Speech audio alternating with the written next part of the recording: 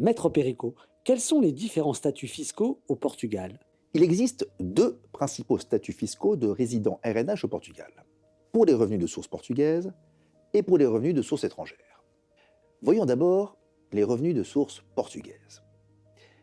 Les revenus professionnels, qu'ils proviennent d'une activité salariée ou indépendante de source portugaise perçue par un résident non habituel, sont imposés au taux préférentiel et forfaitaire de 20% au Portugal, à condition qu'ils se rapportent à une activité à haute valeur ajoutée. Un décret du 7 janvier 2010 définit ce que sont ces activités à haute valeur ajoutée. Il s'agit notamment des chefs d'entreprise, mais également des professions telles que architectes, ingénieurs, auditeurs, conseils fiscaux, mais médecins aussi, dentistes, professeurs universitaires, archéologues, biologistes, professions libérales, cadres supérieurs, artistes, sculpteurs, acteurs, musiciens et peintres. Voyons maintenant les revenus de source étrangère classés dans 4 grandes familles. Les retraites, les salaires, les revenus fonciers ou plus-values immobilières, les revenus de capitaux mobiliers. Tout d'abord, les retraites. Les pensions de retraite privées de source française d'un résident non habituel ne seront pas imposables en France et exonérées au Portugal. Elles échapperont donc à toute imposition pendant 10 ans. Les salaires. Les salaires provenant d'activités à haute valeur ajoutée de source étrangère d'un résident non habituel sont exonérés d'impôt sur le revenu au Portugal, à condition d'être effectivement imposés dans l'état de source. Dans l'hypothèse où les salaires ne seraient pas imposés dans l'état de source, ils seront alors imposés au Portugal au taux de faveur de 20%. Voyons maintenant les revenus fonciers ou plus-values immobilières. En application de l'article 6 de la Convention fiscale franco-portugaise du 14 janvier 1971, les revenus provenant des biens immobiliers sont imposables dans l'État contractant où ces biens immobiliers sont situés.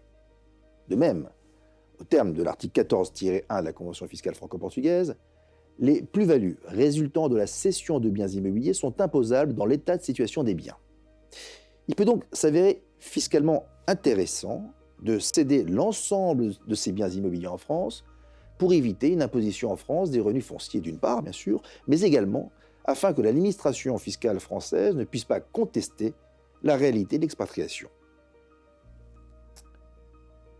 Voyons maintenant, si vous voulez bien, les revenus de capitaux mobiliers.